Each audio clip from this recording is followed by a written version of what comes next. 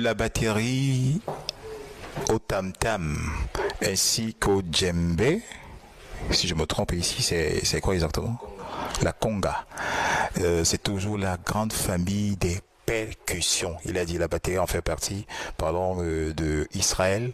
Et cette fois, nous sommes avec monsieur Michel Yetna. Il est percussionniste professionnel. Il fera mieux que moi sa présentation. Salut, je m'appelle Michel Yetna, artiste musicien, percussionniste et membre de l'orchestre Kebit 7 de Monsieur Ruben Bina. Comment tu parviens? Tu as juste deux bras.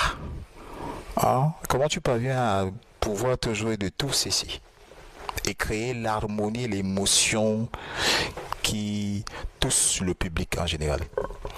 Alors, c'est la grande magie de la percussion.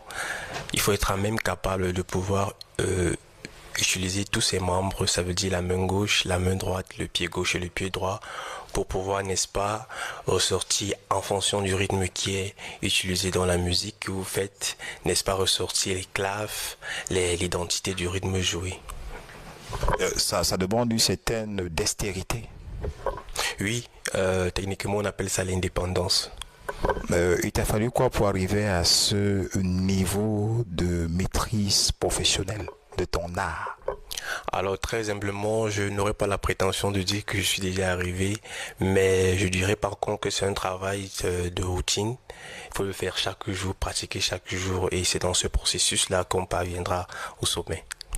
On se rappelle que avec ton concours, il y a une organisation ici, je ne sais pas si c'était la première, mais une édition du festival des percussionnistes. Je vais dire ça comme ça. C'était quoi exactement? Le projet s'appelle Percussion Cola.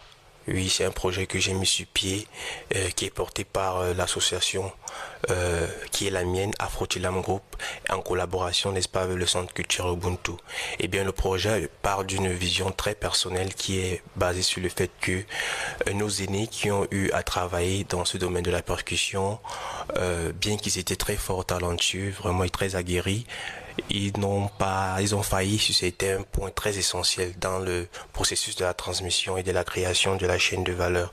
Déjà, il n'y a pas de référencement, pas d'archivage de leur travail, ce qui fait que pour la jeune génération, si on veut se lancer dans l'univers de la percussion au Cameroun, on est directement contraint à faire face à beaucoup de difficultés, notamment tu ne sais pas où apprendre, tu ne sais pas vers qui aller, et c'est un problème. Alors le projet Percussion Cola vient répondre à cette question, à ces différentes questions, déjà qui est de référencer déjà ceux qui nous restent, nos icônes qui nous restent, essayer de référencer leur travail, et maintenant mettre des dynamiques sur pied, ça veut dire les formations, les tables rondes, les conférences pour pouvoir sensibiliser, éduquer et former les percussionnistes qui sont encore là.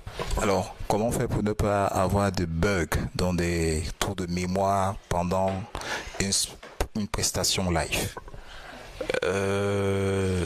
Je dirais c'est de répéter, car dit-on c'est la mère des sciences. Donc répéter, répéter, répéter, et c'est le travail que Monsieur Ruben, notre formateur, nous impose ici chaque jour, car au fur et à mesure qu'on répète, ça devient une routine, et tu répètes au point où la répétition te répète.